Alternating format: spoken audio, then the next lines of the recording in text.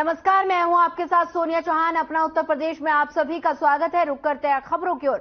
उत्तराखंड में मौसम का मिजाज एक बार फिर बदल गया है। पहाड़ों की ऊंची चोटियां, केदारनाथ, बद्रीनाथ, उत्तरकाशी समेत अन्य जगहों पर बारिश होने के साथ ही मैदानी इलाकों में शीतलहर चलने लगी है। तो वहीं इसी बीच हमारी टीम बाबा केदारनाथ और बाबा बद्रीनाथ के दर्शन के लिए पहुंची। हालांकि शीतकाल के लिए आपको बता दें कि केदारनाथ धाम के कपाट बंद हो चुके हैं, जबकि बद्रीनाथ धाम के कपाट बंद होने वाले हैं। इससे पहले चैनल हेड ब्रजमोहन सिंह रघुवंशी की अगुवाई में हमारी टीम ने दोनों ही धामों का दौरा किया और दर्शन पूजा की। बता दें कि साथ ही बद्रीनाथ केदार मंदिर के ट्रस्ट सदस्य पंडित भास्कर जी से खास बातचीत की। तो चलिए आपको बताते हैं कि ब्रजमोहन सिंह रघुवंशी के साथ आप भी दर्शन कीजिए और बद्रीनाथ बाबा केदारनाथ के। साधना समूह की टीम बद्रीनाथ और केदारनाथ के दर्शन पर निकली। चैनल हेड ब्रजमोहन सिंह की अगुवाई में हम आपको लिए चलते हैं बद्रीनाथ और केदारनाथ की यात्रा पर। तो हमारी बद्रीनाथ और केदारनाथ की यात्रा बस प्रारंभ होने वाली है। हम हेलीपैड पर पहुंच चुके हैं और जल्दी हम यहां से उड़ान भरेंगे। और जिस प्रकार आप समझ सकते हैं कि आदरणीय मोदी जी ने 2014 के बाद से एक शुरुआत की थी बद्रीनाथ केदारनाथ यात्राओं की। इस वर्ष भी आदरणीय योगी आदित्यनाथ जी भी यहाँ पे अपनी यात्रा करने आए थे उत्तराखंड में, जिसमें उन्होंने बद्रीनाथ और केदारनाथ दोनों के दर्शन किए थे। और आज इसी संदर्भ में 15 तारीख से पहले कपाट बंद होने से पहले हमारी भी एक शुरुआत है और आज हम भी इस यात्रा को कवर करेंगे। साधना चैनल की तरफ से आप सभी दर्शकों से हम इतना अनुरोध करेंगे कि हमें इस पे अपना आशीर्वाद बनाएं और ये यात्रा सफल हो, उसके लिए हम पर अपनी विशेष प्रदान करें। वैसे तो चार धाम यात्रा पर जाने वालों की कभी कोई कमी नहीं रही। बद्रीनाथ और केदारनाथ के दर्शन करने वाले भक्तों की भी कभी कोई कमी नहीं रही। लेकिन 2014 में नरेंद्र मोदी के प्रधानमंत्री बनने के बाद उत्तराखंड का तेजी से विकास हुआ। चार धाम यात्रा के लिए ऑल वेदर रोड बनी। साथ ही केदारनाथ के दर्शन के लिए हर बार प्रधानमंत्री नरेंद्र मोदी जाते हैं। ऐसे में केदारनाथ का तेजी से विकास भी हुआ। साधना समूह की टीम पहले बद्रीनाथ धाम पहुंची। तो हम लोग बद्रीनाथ धाम पहुंच चुके हैं। जैसे आप देख रहे हैं कि साधना टेलीविजन आज आपको सीधे दर्शन कराएगा बद्रीनाथ धाम के। और अब हम यहाँ पहुंच चुके हैं। जबरदस्त ठंड है यहाँ पे और हमें यहाँ से कहा जा रहा है कि जल्दी मूव करें, तो बाकी बातें हम आपको बताते चलेंगे, लेकिन हमको हेलीपैड से तुरंत मूव करना पड़ेगा। बद्रीनाथ धाम के कपाट कुछ ही दिनों में बंद हो जाएंगे, लेकिन भक्तों का तांता यहाँ लगातार लगा हुआ है। चैनल हेड ब्रजमोहन सिंह रघुवंशी ने बद्रीनाथ धाम आए श्रद्धालुओं से बातचीत की।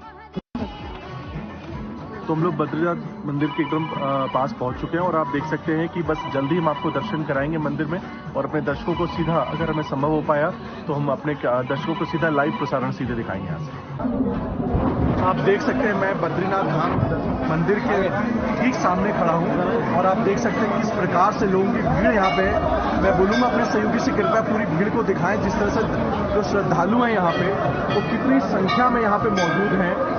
आप ये देख सकते हैं इस समय यहाँ 0 डिग्री से भी कम यहाँ पे टेम्परेचर है और लगातार इतनी ठंड होने के बावजूद जिस प्रकार से यहाँ पे बद्रीनाथ धाम पे आए हुए श्रद्धालुओं की जो भीड़ बढ़ती जा रही है। और मैं ये आपसे जरूर बताना चाहता हूँ कि हाल ही में अभी योगी आदित्यनाथ भी यहाँ पे आए थे और दर्शन करके गए थे।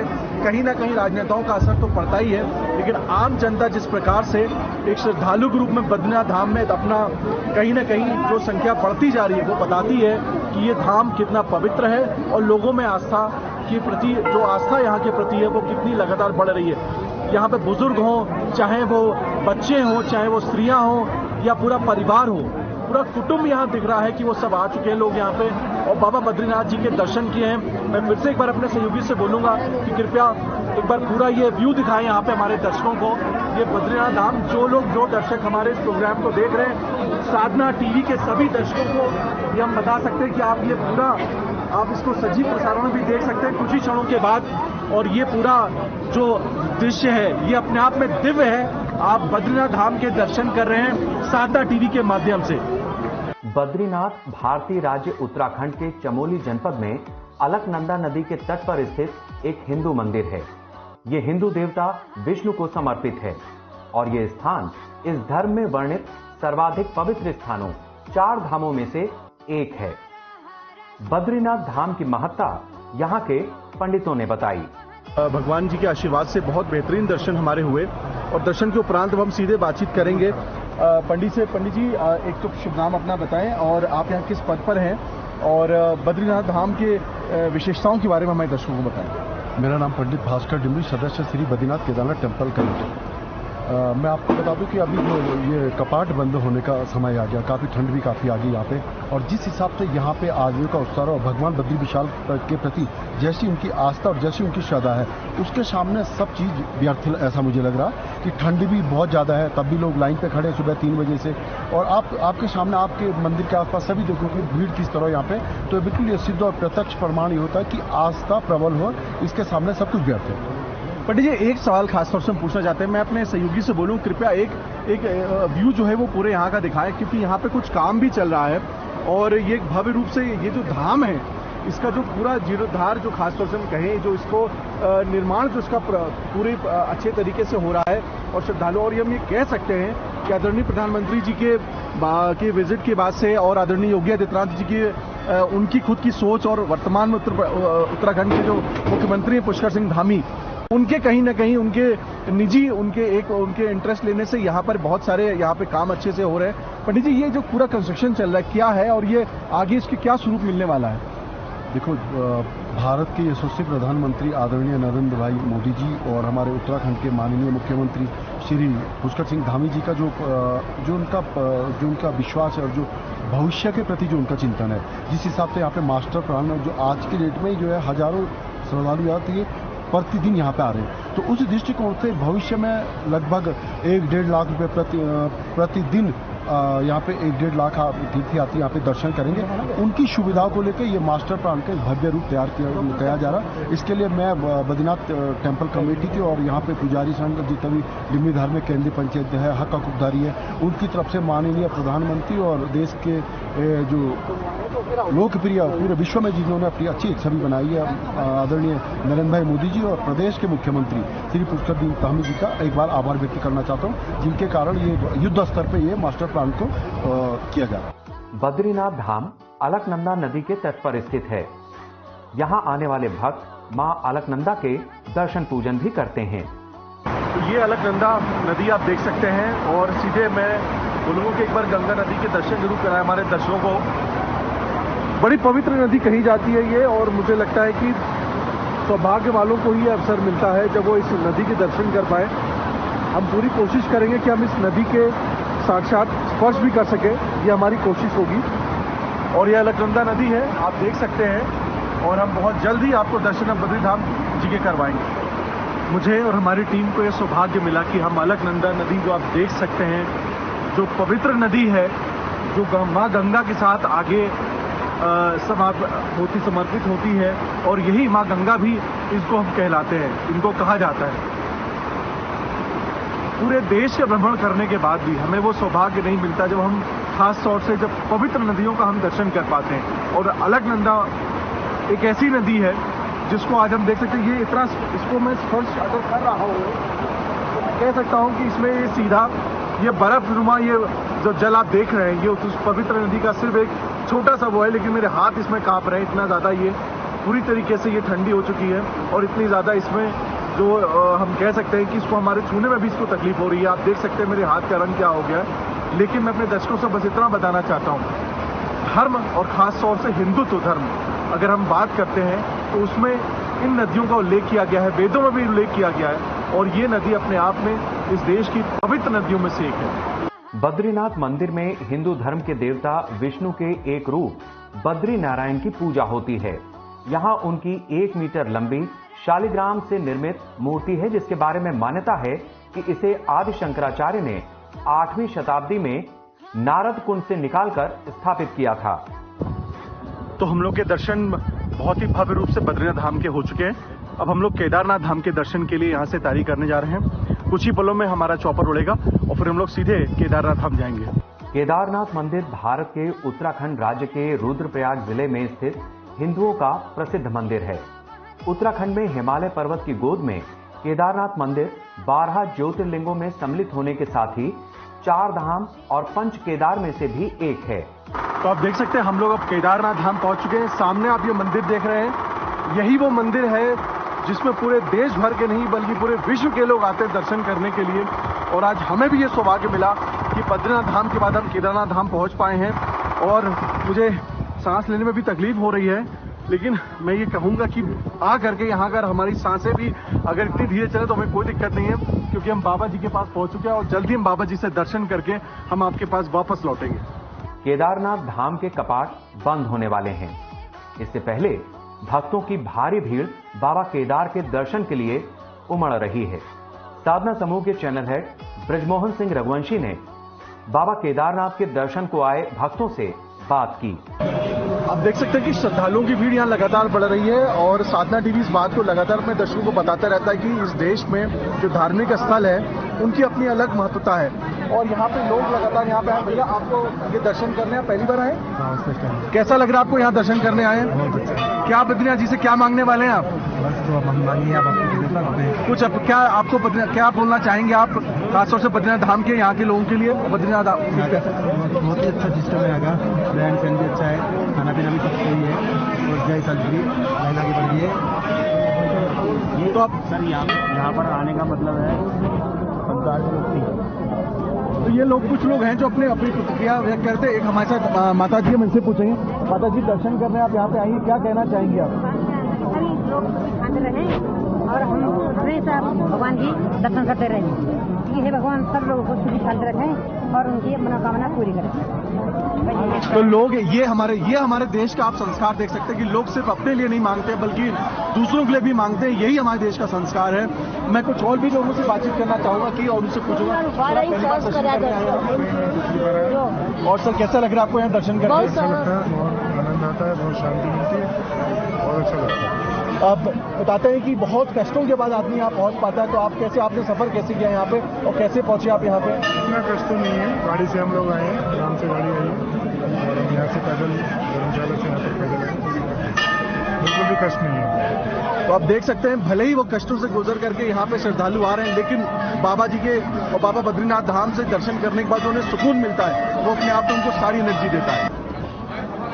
तो आप देख सकते हैं कि हम केदारनाथ धाम के दर्शन कर चुके हैं। केदार बाबा के हमने दर्शन कर लिए।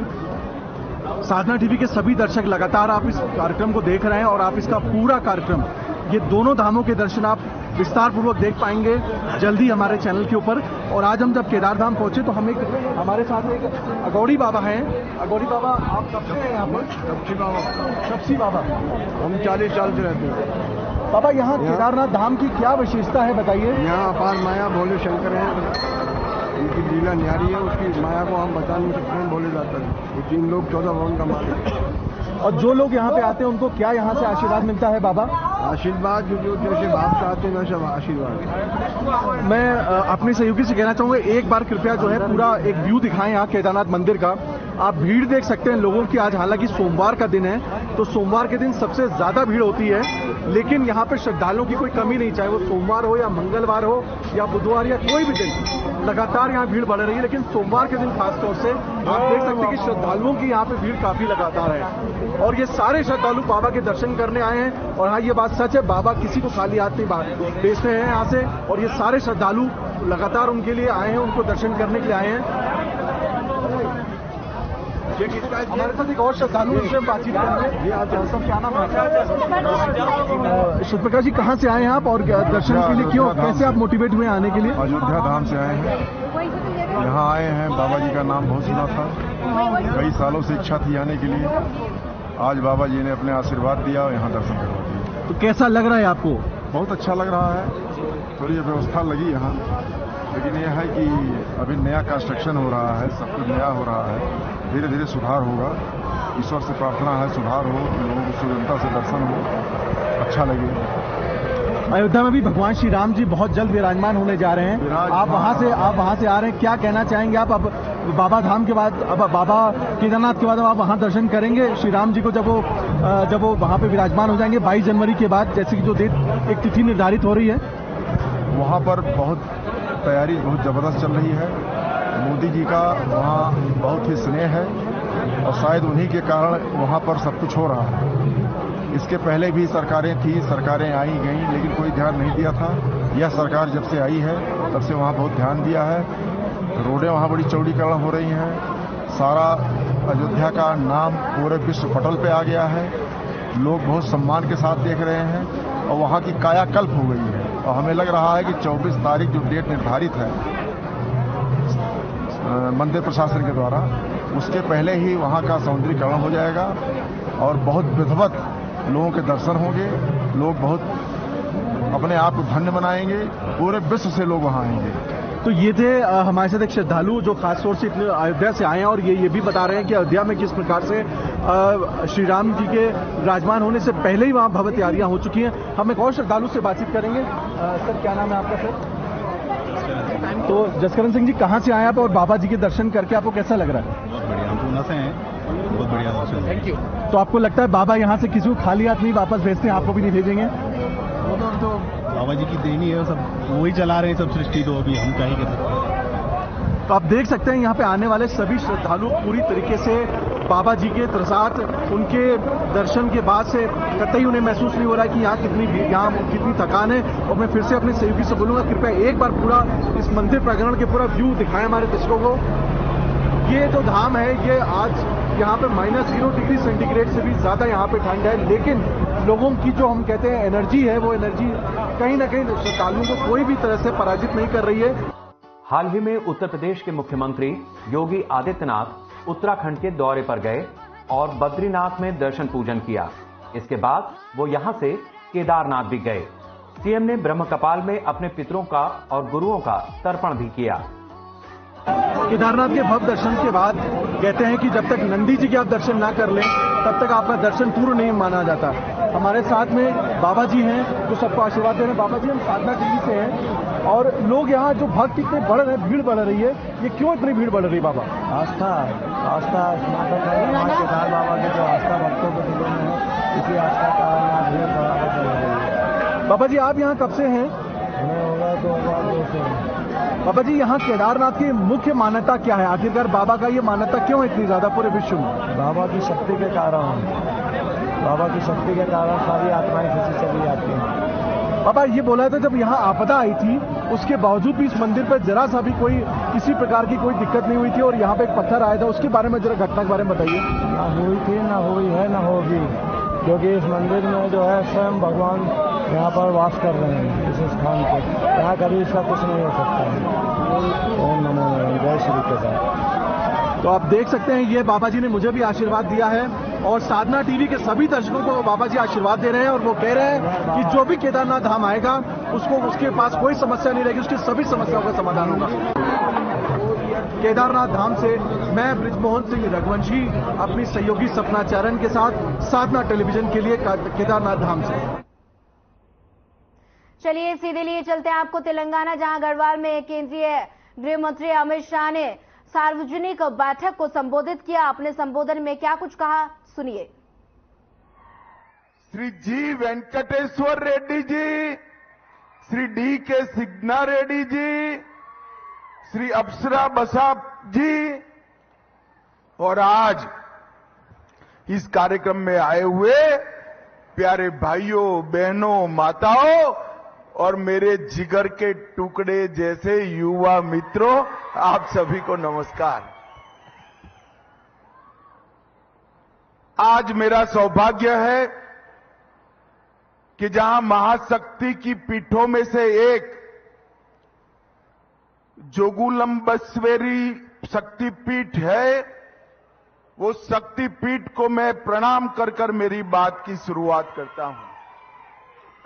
मैं बीजपल्ली, आग्नेय स्वामी, हनुमान मंदिर और महारानी आदि लक्ष्मी देवम मां को प्रणाम कर मेरी बात की शुरुआत करता हूं। వేదిక ఆశినటువంటి మిత్రులు, అశేష ప్రజానీకము, ఇక్కడ విచ్చేసినటువంటి నా యువ మిత్రులారా, సోదర సోదరిమణులారా,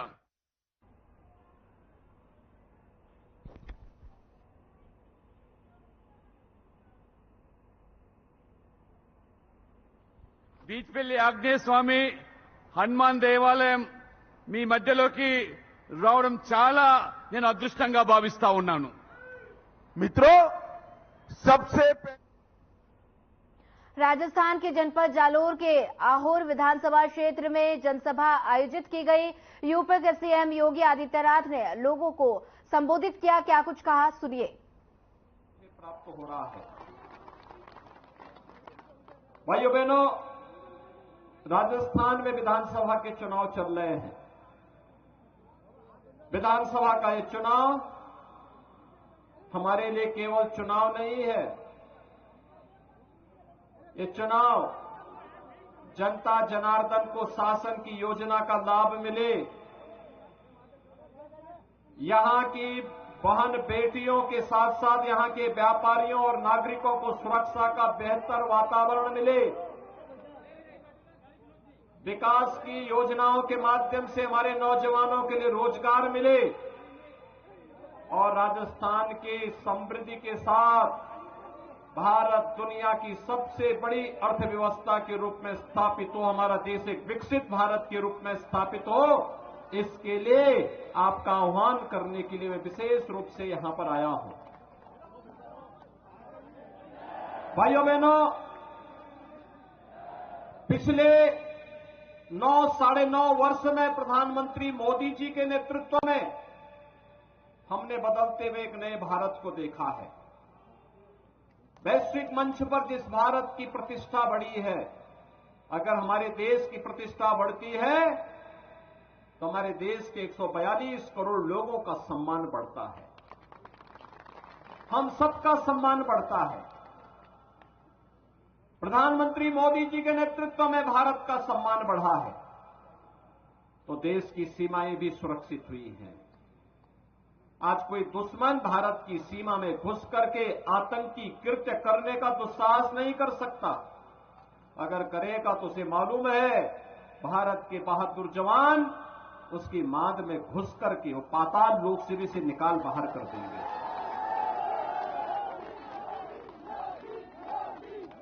भाइयों बहनों, कांग्रेस ने देश को समस्याएं ज्यादा दी। ये जो आतंकवाद की समस्या है, अलगाववाद की समस्या है, नक्सलवाद की समस्या है, या फिर जो भी भ्रष्टाचार की समस्या है, ये सब कांग्रेस की देन है। कांग्रेस समस्या देती रही है। मोदी जी ने 9 वर्ष के अंदर इन समस्याओं के समाधान का रास्ता निकाला है, इनका रास्ता निकाला है। आतंकवाद की समस्या धारा 370 के माध्यम से कांग्रेस ने दी। मोदी जी ने कश्मीर से धारा 370 को सदैव के लिए समाप्त करके एक समाधान दिया। कांग्रेस ने विकास में बैरियर खड़ा करके लोगों को योजनाओं से वंचित किया। मोदी जी ने highway, railway, airport, metro, rapid rail और नए नए यातायात के अन्य नए साधन उपलब्ध करवाने के कार्य किए। कांग्रेस गरीबों को, वंचितों को। लखनऊ के लोक भवन में मत्स्य विभाग के मंत्री संजय निषाद ने प्रेस वार्ता की। प्रेस वार्ता में कहा कि माननीय प्रधानमंत्री के नेतृत्व में देश दिन प्रतिदिन विकास की नई ऊंचाइयों को छू रहा है। और क्या कुछ कहा, सुनिए। डेवलपमेंट के लिए, बाकी इंफ्रास्ट्रक्चर के लिए दिया।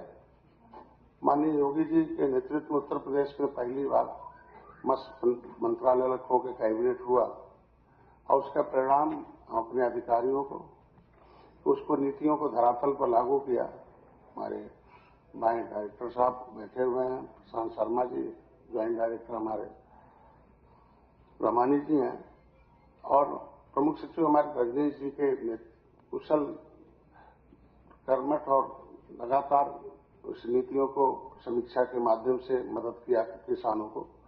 तो उत्तर प्रदेश के किसानों को भी, मत्स्य पालकों को मैं धन्यवाद दूंगा कि उन्होंने जो हमने लक्ष्य निर्धारित किया था कि उत्तर प्रदेश को सर्वोत्तम प्रदेश बनाना है, तो वर्ल्ड फिशरी डे पर जो मार्किंग होती है पूरे देश की दिल्ली में, तो उत्तर प्रदेश को कल